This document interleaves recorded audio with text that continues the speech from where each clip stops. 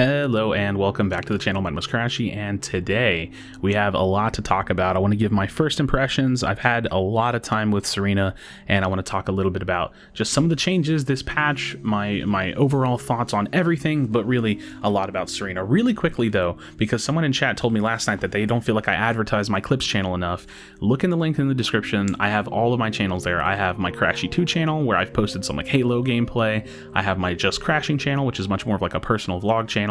And then I have my Krashy Clips channel, which I'm really starting to try to put some work into to grow that channel and get some clips going. So go drop me a sub on some of those if you don't mind. Definitely check out the Clips one if you could, and let's get into it. So the winter festivities patch is more or less here. I mean, we have this patch, the Tsareena half of it. It's kind of interesting how they did that. And it brought some interesting balance changes, and it brought us Tsareena. So I'm gonna save Tsareena, my thoughts, a little bit closer to the end. Let's go ahead and blow through some of this, but stick around. You don't want to miss my thoughts on her. I think she's a very interesting character. But yeah, so let's talk about it. I think the evolution changes on the characters is really good, but I don't think that it's enough to make any of them hard meta. If any of them, maybe Gardevoir. I'm hearing some like talks about Garchomp being bugged, and like maybe his stats aren't the way that it was supposed to be, and they kind of gave him like the Ninetales treatment, but also seeing that Dragon Claw can't crit anymore, which I think if that's the case, that's really not great. So I'm gonna be honest, I played a couple games as Garchomp. It didn't feel much better. It might have even felt worse. I'm not really sure. So I think that unfortunately for our boy Garchomp, he's kind of not much better. I think, at least for now, that's what it's feeling like. But for Gardevoir, the ability to jungle Gardevoir and show up to lane at level 5 with Psyshock is pretty huge. And I think that getting that character's Unite move at level 9 is pretty huge. So we could potentially have some Gardevoir jungle in the meta. I think that that is a very realistic possibility. Snorlax getting some quality of life, moving him up to level 9. And as for like someone like Mamoswine, I don't know how much it'll truly help the character, because the character's early game is great. So now the character's mid game is much, much better. And who knows, maybe the character's Unite move is decent enough to scale into late game and still see a little bit of play. The character brings a lot of CC to the table. So yeah, you have that. So I don't know, really interesting stuff. We have to kind of wait and see what the overall feeling of Mamoswine is. As for Lucario is Lucario. I mean, maybe you run Powered Up Punch, maybe you don't. Maybe you just run E-Speed. I don't really think that the Lucario nerfs hit him very hard. I'm not sure exactly how Steadfast was changed. Some of these changes we just don't really have the full picture on. But Powered Up Punch seems like it was a decent sized nerf. So really solid change to Powered Up Punch. But Lucario is just, it's Lucario. Like, it's really not that much worse.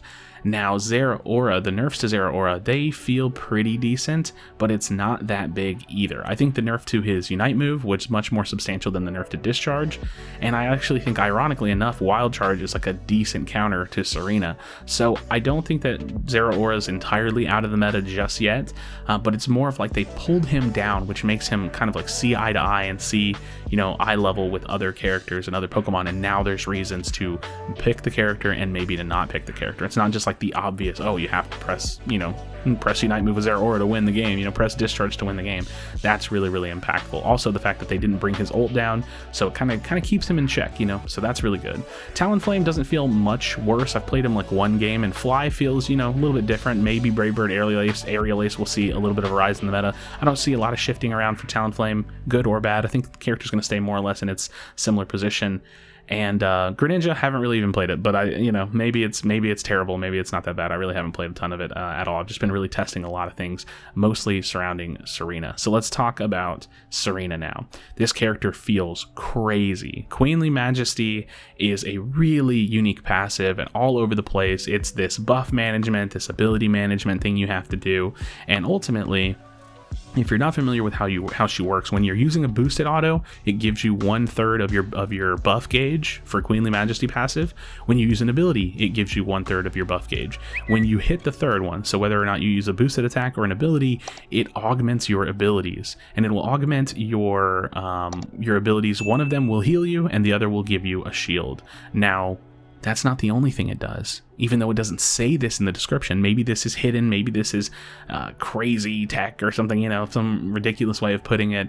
When you get your third Queenly Majesty like when you get the third blue bar and you unlock the buff, it will reset her cooldowns, which is insane.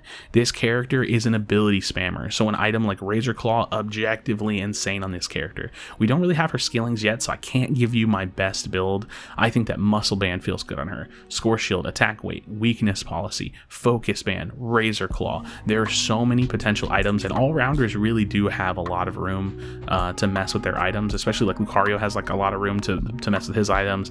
Tsareena feels like there's a lot of room to mess with her items. If you're jungling it, you probably won't want to run Attack Weight, assuming the scalings are good. If you're laning it and the scalings are good, you probably will run Attack Weight.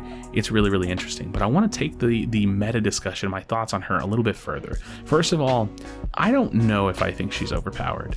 I kind of just think she's really strong and needs to be dealt with, and that could be good, but I'm leaning, I just really don't know. It's too early for me to say. I haven't seen enough constructed play with her. I don't know how dominant she is in the jungle, coming out of the jungle, or how dominant she is in lane. I don't really know the Lucario Tsareena 1v1 matchup in top lane, so there's a lot about the, you know, is she balanced that I just don't have context to. I'm leaning a little bit closer to like she might be a little overtuned, maybe, but I'm not resolute in that, so I'm not really sure. But what I've been mostly interested in is, where does she fit in the meta? If she is good, where do you put her? Well, in my opinion, I see a couple possible realistic possibilities, and this is if you're pigeonholing into a single comp. Lucario is still good in my opinion. Tsareena is very good in my opinion. If you're running a 1-1-3 comp, well, who goes where? Well, the reality is that I think it's matchup dependent. So once we start seeing some of these competitive players and these really good players playing these 1v1 matchups against each other, you might see a meta form around whichever one of those two characters, Lucario or Tsareena, is better in top lane, and you may see the alternate character take over a jungle role. Level 5 gank from Lucario is a guaranteed E-speed for the bears, which I want to call the bees because I'm used to saying bees, but the bears, that's really strong. E-speed on bears is very, very strong. You wouldn't run an attack weight build, so maybe you'd be doing a slight bit less damage than you would if you were a lane Zera, a Lucario, because you probably wouldn't run attack weight in the jungle, but albeit still a lot of damage. But if Lucario is just the king of top lane, if nothing's changed, he's dunking all over the place, you're getting your farm, you're sealing it, you have all that mobility, the meteor mash, the ability to score, then Tsareena could easily come out of the jungle as well, and she's a very strong jungler. I think that I am still very undecided about what ability path I like to use with her. I've done like 2 ability paths. I've done Trop Kick and Triple Axle, and then I've done Stomp and Grassy Glide. I don't really know which one I like more. I think I kind of just want to see which one does more damage, and that's probably the way I'm going to go. And I might even try like mixing and matching. I haven't really tried Trop Kick, Stomp, or Triple Axle Grassy Glide. The thing about her, and this is great, right? Like if I can't see a clear winner in her abilities, that means that she probably has some really insane abilities. Like they all feel really good. I just see the ability to do really, really well with her. And maybe the longer ability cooldowns might be better because they have higher damage and you get resets. Maybe the shorter ability cooldowns are better because you get them more frequently and you can still reset on top of that. Haven't really decided. As for her Unite move, oh my gosh, she just deletes someone. She picks someone, CCs them out of the fight, deletes them. It's a lot of damage. So Tsareena feels incredibly fun to play. She's really strong.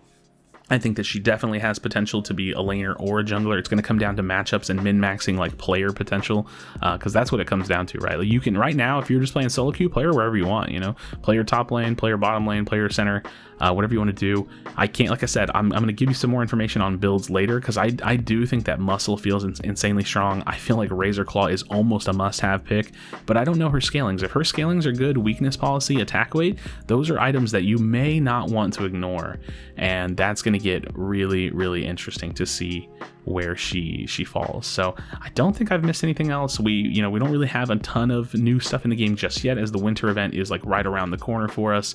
So we'll be getting closer to that. We'll be getting closer to Dragonite. If you haven't, check out the video that I posted. I was reacting to some leaked Dragonite gameplay. Oh my gosh, like if Tsareena is not enough of a potential meta shade up, I don't know what to think about Dragonite, because Dragonite looks absolutely busted. Like, he looks insane. And for me, just for the sake of saying, I am incredibly happy because the all-rounder role is my absolute favorite. I will say that I don't think that, my opinion on the patch as a whole, because people have asked me about it, is I think that this is a nice, shiny new coat of paint. I said this on stream last night. It makes the car look good. It feels new. It feels refreshed.